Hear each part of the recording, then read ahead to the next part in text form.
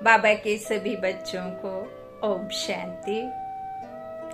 बाबा का साथ और हाथ सदा महसूस करते हुए आप सभी बहुत बहुत अतीन्द्रिय सुख का अनुभव करते हुए हर पल बाबा की छत्र छाया में खुद को अनुभव करिए, सानिध्य में खुद को बाबा के रखिए और सुरक्षित रहिए।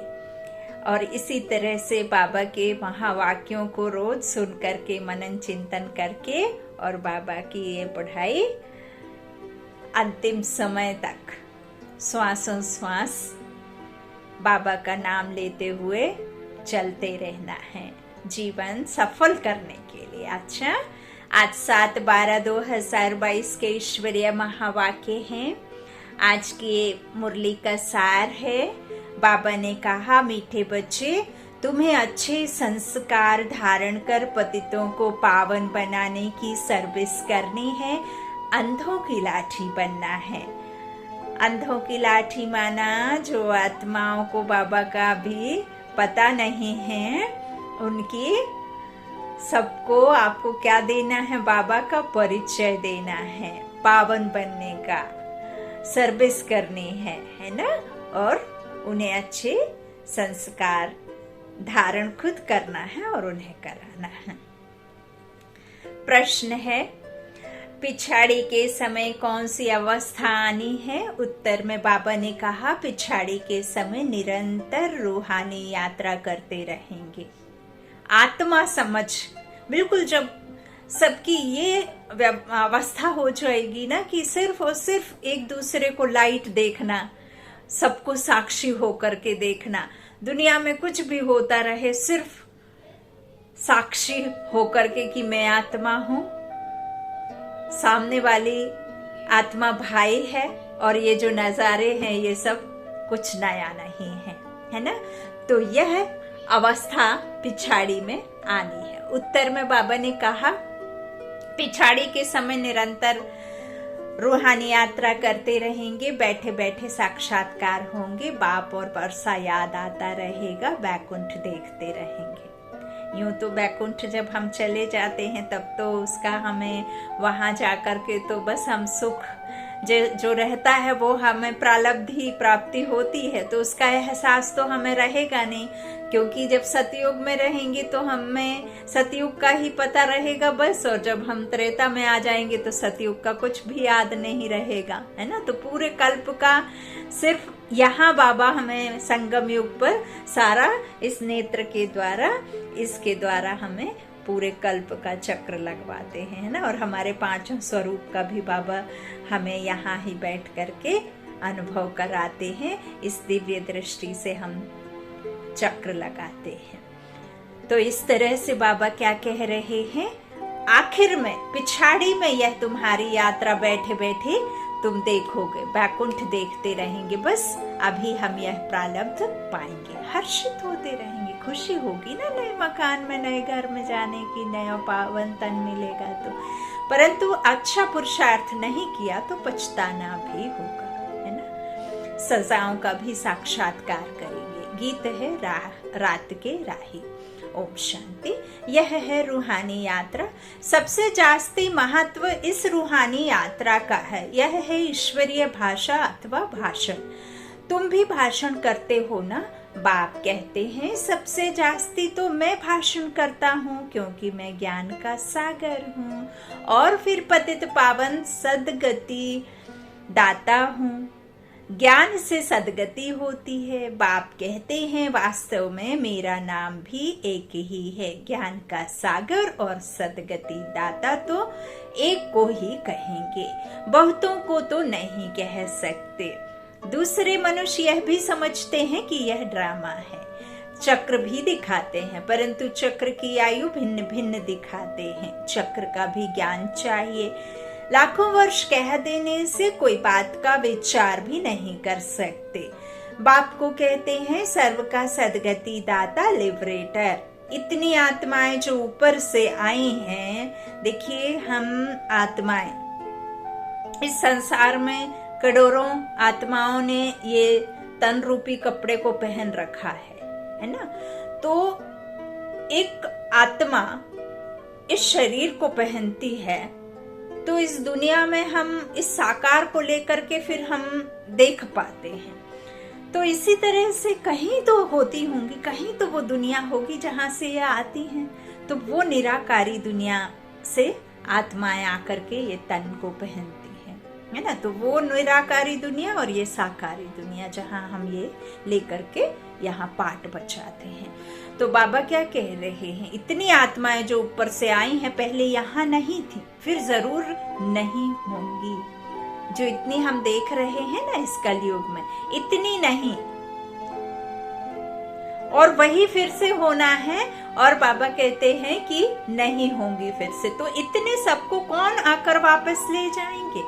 गाइड तो है ही एक परम पिता परमात्मा। गाइड अर्थात जो आगे रास्ता दिखाता चले, गाते भी हैं पतित पावन, गाइड है। सर्व का सदगति दाता है, गुरु होता ही है गति करने वाला। गुरु को आगे, फॉलोअर्स को पीछे रखा जाता है। यहाँ ऐसी बात नहीं है। यहाँ तो बाप कहते हैं बच्चे तुम आगे चलो, क्योंकि गौशाला भी है ना। गौओं के पीछे पीछे ग्वाला रहता है, नहीं तो गौएं इधर उधर चली जाएं, है ना। गाय चराने के समय देखा ना आपने, ग्वाला पीछे रहता है, बाप भी पिछाड़ी में रहते हैं। आजकल भगत लोग समझते हैं आगे महात्मा जी हों, उनसे आगे जाना बेइज्जती समझते हैं। बाबा कहेंगे बच्चे तुम आगे हो। बाप को तो पिछाड़ी में सारी नजर करनी पड़ती है कि कोई खा ना जाए। बाबा खुद को ग्वाला कह रहे हैं। बाबा कहते हैं कि मुझे तो नजर डाल करके देखना पड़ता है गौओं को कि कोई किसी को नुकसान ना पहुंचा दे, है ना।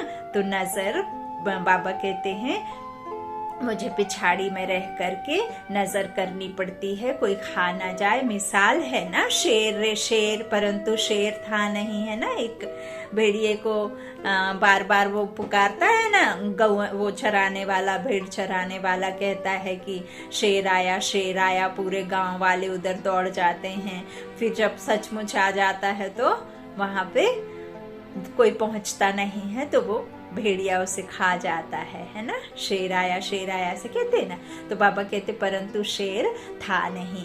तुम्हारे लिए भी कहते हैं कि यह बीके, तो कहती हैं विनाश होगा, है ना। मजाक उड़ाते हैं। हाँ भगवान है और ऊपर से देखो विनाश विनाश करते रहते हैं। कई मनुष्य आत्माएं, कई भाई बहन तो यही बात सुनकर के नाराज हो जाते हैं और मुरली सुनना ही नहीं पसंद करते हैं कि अरे विनाश होगा होगा होगा करके, कुछ दिखता तो है नहीं है। और जो व्यर्थ नहीं कहना चाहिए, बुरा नहीं बोलो, वो बुरा बोलते हैं। अरे तो जो सत्य है वो बोल रहे हैं, इसमें बुरे भले की कोई बात नहीं है। और यह तो ड्रामा है, और ड्रामा तो ऐसा चलेगा। वो कहे उसकी बात आप मानो तो अच्छा है, ना मानो तो आपको फिर हाय हाय करनी पड़ेगी। तो बाबा कहते हैं इस तरह से बीके कहती हैं विनाश होगा, होता नहीं है, परंतु होना तो जरूर है। ये कोई बीके नहीं कहते हैं, ये तो बड़े बड़े संत महात्मा गुरु जो ये सब जो चल रहा है ना, जो योग आदि करते हैं, योगा जंगलों में जा कर के जो समाधि ले लेते हैं, बड़े बड़े ज्ञाता साइंटिस्ट भी कह रहे हैं। यदि बाबा कहते हैं तो उसमें बुरा क्या, आप उनकी बात मानते हो। तो यहाँ भी तो बाबा थोड़ा शब्दों का हेर फेर हो जाता है। वो महाप्रलय कहते हैं, हम बाबा तो महाप्रलय कहते भी नहीं। बाबा कहते महाप्रलय हो तो फिर ये दुनिया खाली हो जाए, वो दुनिया तो ऐसा तो होता नहीं, ना वो दुनिया खाली ना ये दुनिया खाली।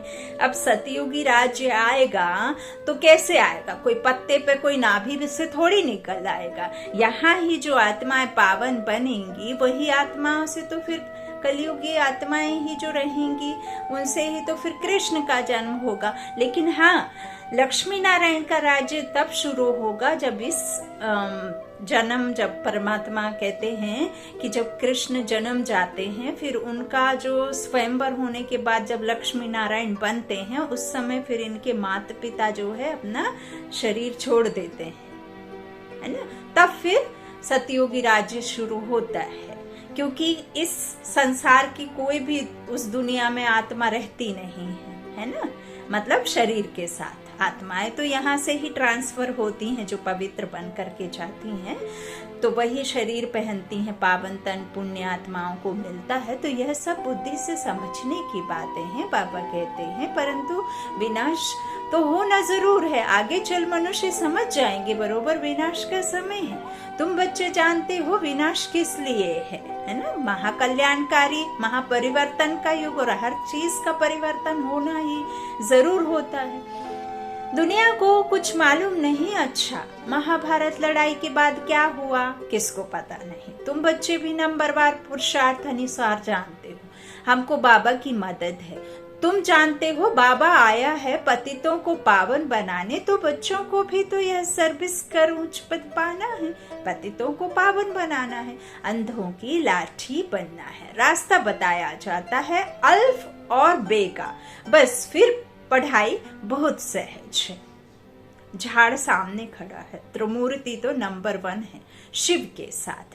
त्रिमूर्ति मशहूर है, शिव बाबा तो उनसे भी ऊंचे हैं, क्योंकि वो रचता है और वो रचना है। तो बाबा कहते हैं वह तो फिर भी सूक्ष्म है, उनसे ऊंच है परमात्मा, परंतु उनका नाम रूप देश काल कुछ भी नहीं जानते। तुम बच्चे भी पहले नहीं जानते थे, दिन प्रतिदिन सब कुछ समझाया जा रहा है। अभी तुम समझ चुके हो, हम आत्मा हैं, संस्कार आत्मा में भरते हैं, अच्छे व बुरे संस्कार आत्मा में है। इस समय अच्छे संस्कार बहुत कम है, बाकी हैं बुरे, गिरने के संस्कार। इस समय कोई के भी अच्छे संस्कार नहीं कहेंगे, जबकि है ही रावण राज। मायावी दुनिया में भी कोई अच्छे कोई बुरे तो होते ही हैं। कोई पाप करते होंगे तो कहेंगे इनके संस्कार अच्छे नहीं हैं। बुरे संस्कार वाले अच्छे संस्कार वाले देवताओं के आगे जाकर उनकी महिमा गाते हैं। भारत बिल्कुल अच्छे संस्कार वाला था, अब बुरे संस्कार वाला है। मनुष्य को यह भी पता नहीं है। बाप समझाते हैं जो जरूर से नई आत्माएं आती हैं, पहले अच्छे संस्कार वाली होती हैं, फिर बुरी हो जाती हैं, फिर उनको ही तमो प्रधान से सतो प्रधान जरूर होना है। भारत के ही चित्र सामने हैं, बुरे संस्कार वाले बैठ देवताओं का वर्णन करते हैं, क्योंकि वह हैं दैवी गुण वाले, और यह है आसुरी गुण वाले। समझते भी हैं विकार में जाना आसुरी स्वभाव है, इसलिए सन्यासी भाग जाते हैं, फिर कहते हैं मैं फलाने सन्यासी का फॉलोअर्स हूँ, परंतु सब तो फॉलो करते नहीं। तुम जानते हो यह देवी देवता पवित्र प्रवर्ती मार्ग के थे, वही अब अपवित्र बने हैं। अभी क्या है, धर्म भ्रष्ट कर्म भ्रष्ट, तो दुनिया भ्रष्ट हो गई है ना। अब दुनिया जैसी हमने बना दी वैसी बन गई है ना। अब परमात्मा वापस अच्छी बनाने आए हैं है ना। तो जब पवित्र रहते हैं तो हम अच्छे रहते हैं, सुख रहते हैं है ना। तो जो प्रवृत्ति मार्ग जिनका श्रेष्ठ था, धर्म कर्म सब अच्छे थे, श्रेष्ठ थे, तो वो देवी देवता थे, वही अब पवित्र बने हैं। बाप समझाते हैं तुमने पूरे 84 जन्म लिए हैं, देवी दुनिया और आसुरी दुनिया गाई जाती है। अभी तुम समझते हो रावण के कारण ही इतना दुख हुआ है। बाप सम्मुख समझाते हैं तुम ही पूज्य थे, सो अब पुजारी बने हो, फिर मैं आकर पूज्य बनाता हूँ। बाप तो सदा पूज्य है, ब्रह्मा को एवर पूज्य नहीं कहेंगे, एवर पूज्य एक बाप ही है, जो कहते हैं मैं आकर तुमको 21 जन्मों के लिए पूज्य बनाता हूँ। बहुत ढेर के ढेर देवियां हैं, तुम बहुतों ने मिलकर भारत को पावन बनाया है। ऐसे नहीं है कि एक से राज्य चल पड़ेगा है ना। अब तुम्हारी बुद्धि में फर्स्ट क्लास नॉलेज है कि सृष्टि चक्र कैसे फिरता है। बाप ही सारा राज समझाकर अपने साथ रूहानी यात्रा पर ले जाते हैं। रूहों की यात्रा होती है रूहानी बाप के पास जाने आने की, तो वह है स्पिरिचुअल फादर, आत्माओं का बाप। उनकी ही महिमा गाते हैं, हे पतित पावन आओ। बहुत मनुष्य समझते हैं कि आत्मा पतित होती है, कई फिर नहीं भी समझते हैं। बुरे व अच्छे संस्कार आत्मा में ही हैं, आत्मा ही दुख उठाती है। तो बाप समझाते हैं, बच्चे सर्विस करो, पाप आत्माओं को पावन पुण्य आत्मा बनाओ। भारत का गायन है कि भारत जैसा पुण्य आत्मा कोई नहीं। शिव पर बलि भी भारत में चढ़ते हैं, परंतु अर्थ नहीं समझते हैं। यहाँ कोई पशु नर बलि या इस तरह की कोई बलि की बात नहीं है, वो भगवान है। किसी के खून को वो पसंद नहीं करता है, ना ही कोई इस तरह का स्थूल जो हम चढ़ाते हैं, भांग धतूरा, आजकल तो शराब आदि भी चढ़ाने लगे हैं, तो ये महापाप है। कोई भगवान कैसे यह सब मांग कर सकता है?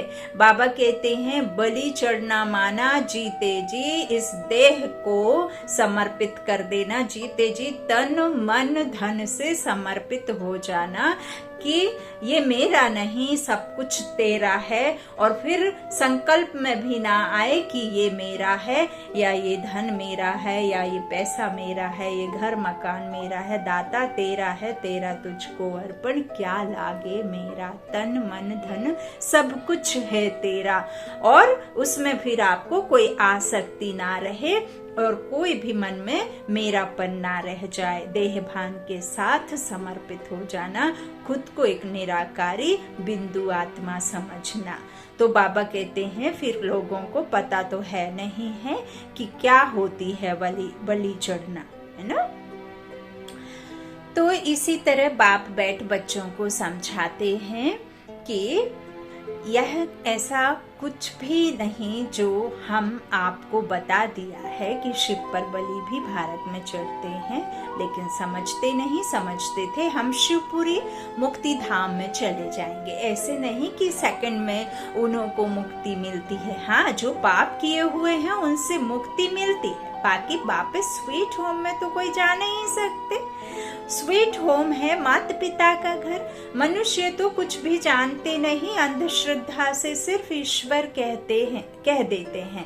जब ईश्वर एक है फिर माता पिता क्यों कहते हो? वह है रचता तो जरूर माता भी होगी, नहीं तो रचना कैसे हो। इसीलिए ब्रह्मा माँ को बाप ने अडॉप्ट किया है ना। तो बाबा कहते हैं कि इनके फिर मुख वंशावली तुम बच्चे हो, तो तुम माता पिता, हम बालक तेरे। तो बालक जिस्मानी ठहरे ना। शिव बाबा ब्रह्मा मुख द्वारा तुमको अपना बनाते हैं, इसमें प्रवेश कर अडॉप्ट करते हैं इनको। स्त्री हुई ना ये, तो अभी तुम बाप द्वारा सम्मुख सुन रहे हो, फिर 5000 वर्ष के बाद सुनेंगे। अभी तो तुम लिख रहे हो, वह सब खत्म हो जाएगा। फिर यह बातें बताए कौन? समझो कोई नीचे से पुराने कागज आदि निकलते हैं जिससे शास्त्र बैठ बनाते हैं, फिर भी भक्ति मार्ग वाले वही शास्त्र वापस निकलेंगे। भक्ति वाले वही निकलेंगे वापस, कोई नए नहीं बनाए हैं। ड्रामा प्लान अनुसार नीचे से वही निकले होंगे। गीता, भागवत, महाभारत, रामायण आदि फिर भी वही बनेंगे। जो आपने सुना वो वही वापस रिपीट होना है। स्वर्ग की सामग्री भी वही बननी है जो कल्प आगे थी। अब हम अभी समझते हैं स्वर्ग में जाकर ऐसे ऐसे महल बनाएंगे। तुम बच्चों को स्थायी खुशी रहनी चाहिए, हम जाकर प्रिंस बनेंगे। अगर निश्चय नहीं है तो स्कूल में जैसा बेसमझ बैठा हो, यहाँ भी अगर नॉलेज समझ करके इसको समझाते नहीं तो बेसमझ हुए ना। राजाएं तो बनने हैं, फिर कोई सूर्यवंशी में बनेंगे, कोई चंद्रवंशी में। पढ़ाई में बहुत फर्क पड़ जाता है। बाप तो अच्छी रीति समझाते रहते हैं, बच्चों को अच्छी रीति पुरुषार्थ करना पड़े। बाप और क्या करेंगे? समझाएंगे रूहानी यात्रा पर रहो, और कुछ नहीं समझा सकते हो तो चित्रों पर समझाओ। यह भी देखते हो जिनको समझाते हैं वह तीखे हो जाते हैं। कहते ना, गुरु रह गया और चेला गुरु से भी आगे निकल गया है ना, तो तीखे हो जाते हैं और धर्म वाले भी आते हैं। बाबा ने साक्षात्कार तो पहले ही कराए हैं कि यह इब्राहिम, बुद्ध, क्राइस्ट भी आएंगे। यह सब समझने की बातें बिल्कुल ही सहज हैं। पिछाड़ी में यही एक झंडा है जिसके नीचे सबको आना है। तो सृष्टि चक्र को समझना बहुत सहज है। मुश्किल बात है बाप की याद में रहना। पवित्र भी बन जाएं, डिफिकल्ट है रूहानी यात्रा जिसमें थक जाते हैं, मन को एक जगह टिका नहीं सकते हैं। पिता को याद करने में ही मुश्किल है। अगर सारा दिन याद ठहर जाए फिर तो कर्मातीत अवस्था ही हो जाए, है ना। तो बाबा कहते ये भी गपोड़े हैं। अभी 24 घंटे तो कोई याद नहीं करता। स्कूल में पास तो होंगे जब रिजल्ट निकलेगी। मुख्य है रूहानी यात्रा की बात। रूहानी यात्रा यह अक्षर बहुत अच्छा है। योग में ही मेहनत है। हठ योग सिखलाने वाले तो बहुत हैं, परंतु यह है रूहानी योग। तुम्हारे सिवाय कोई समझा नहीं सकते। इस राजयोग से ही मनुष्य पतित से पावन हो सकते हैं। यह योग बाबा और तुम बच्चे ही सिखला सकते हो। बाहर में जब कभी सुनेंगे तो कहेंगे कि हमारा योग ठीक है और सभी झूठे योग हैं। बाहर में भी बच्चों को जाना तो है ना। इस योग को कोई जानते नहीं है। उसका नाम ही है हठ योग। यह है राज योग। जिसके साथ हम योग लगाते हैं उससे हमें क्या मिलता है?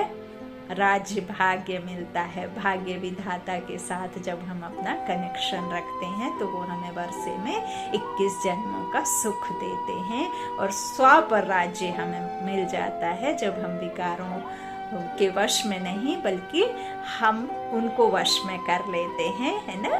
तो कर्मातीत हो जाते हैं। तो यही बाबा राजयोग सिखाते हैं और बहुत सहज है ना। भगवान उवाच, मैं तुमको राजयोग सिखलाता हूँ, वह हठ योग मनुष्य सिखाते हैं। अब भगवान कौन? श्री कृष्ण ने तो योग से इतना पद पाया है, तो अब जो खुद पद पाने के लिए पढ़ाई कर रहा है वो भला कैसे गीता सुना सकता है और कैसे आपको योग राजयोग बता सकते हैं ना। तो सिखलाने वाला तो वही होगा जिसके साथ हमें योग लगाना है। राजेश्वर है ना, जो हमें राजेश्वरी के पद पर पहुंचाते हैं। तो बाबा कहते हैं भगवान तो ऊंचे तो ऊंच निराकार है।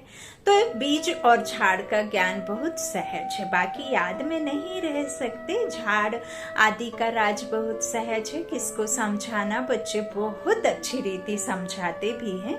बाकी योग में मेहनत है, घड़ी घड़ी एक दो को सावधानी देते रहे तो भी अहो भाग्य। समझते हैं सहज भी है तो मुश्किल भी है, बहुत फेल होते हैं। इसलिए कहते हैं हमको योग में बिठाओ। हमको शांति पसंद आती है, शांति का नाम सुना है ना।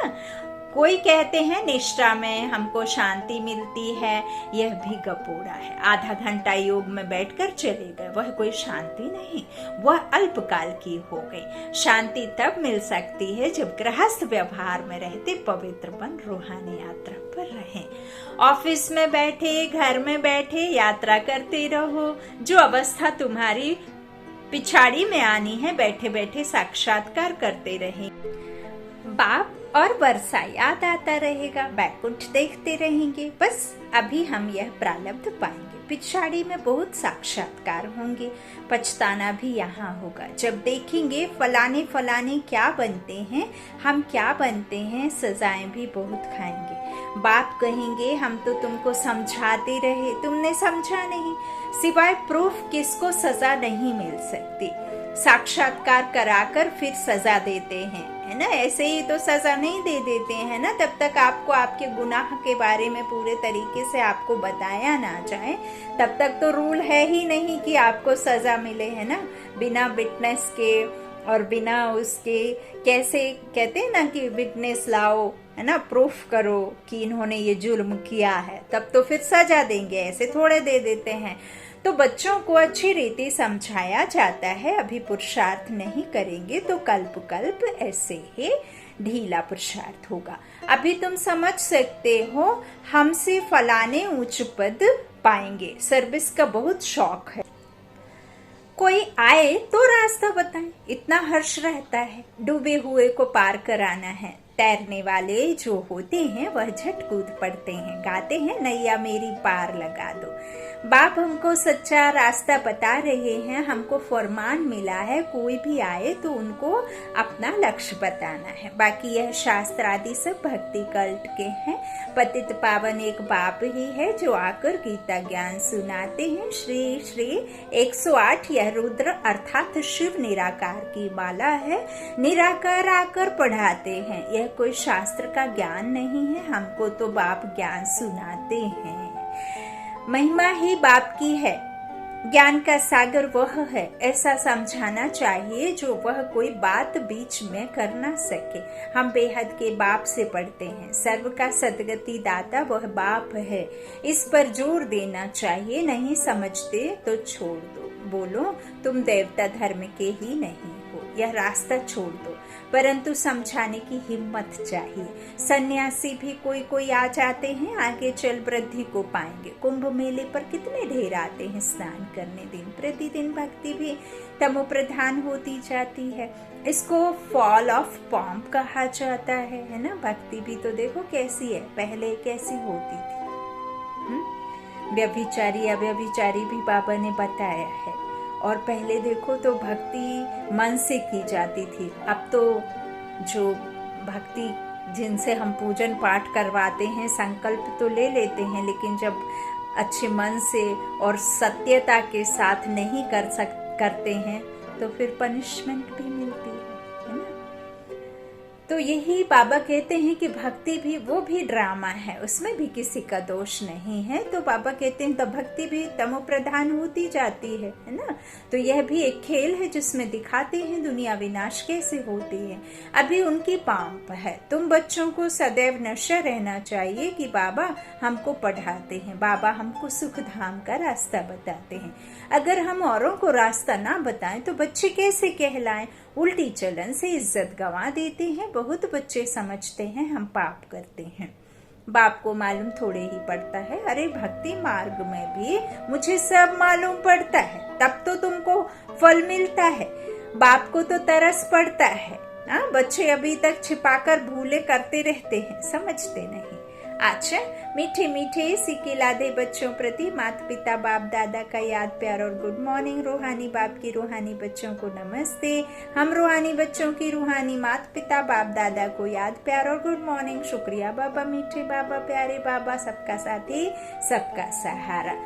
धारणा के लिए मुख्य सार। पहला बाबा ने कहा रूहानी यात्रा पर रहने के लिए 1-2 को सावधान करते रहना है। कर्मातीत अवस्था में जाने के लिए सारा दिन याद में रहने की मेहनत करनी है। दूसरा, कोई भी उल्टी चलन नहीं चलनी है। सबको सुख धाम का रास्ता बताना है। सर्विस का शौक रखना है। वरदानी बाप का वरदान है, संकल्प से भी मेरेपन की मैल को समाप्त कर बोझ से हल्का रहने वाले फरिश्ता भव। मेरेपन का विस्तार ही बोझ है। जब मेरा कहते हैं तभी दुख दर्द सब परेशान करते हैं। और तेरा कहने से बोझ उतर जाता है। मेरा थोड़े ना है, तेरा है ना। तो मुझे क्या लेना देना है। तो बोझ उतर जाता है। कोई भी मेरापन, मेरा स्वभाव, मेरा संस्कार, मेरी नेचर, कुछ भी मेरा है तो बोझ है। और बोझ वाला उड़ नहीं सकता। टोकरा रख के उड़ सकता है क्या कोई? तो फरिश्ता बन नहीं सकता। संकल्प में भी धीरे मेरेपन का भान आया तो समझो मैले हो गए। किसी भी चीज पर मैल चढ़ जाए तो मैल का बोझ हो जाएगा। तो सब बोझ बाप हवाले कर मेरेपन की मैल को समाप्त करो तो फरिश्ता बन जाएंगे। स्लोगन, हर परिस्थिति में फुल पास होने वाले ही मास्टर सर्वशक्तिमान हैं। हर परिस्थिति में फुल पास होने वाले ही मास्टर सर्वशक्तिमान हैं। अच्छा, ओम शांति। शुक्रिया बाप दादा, शुक्रिया आप सभी भाई बहनों के स्नेह का, प्यार का। Good night.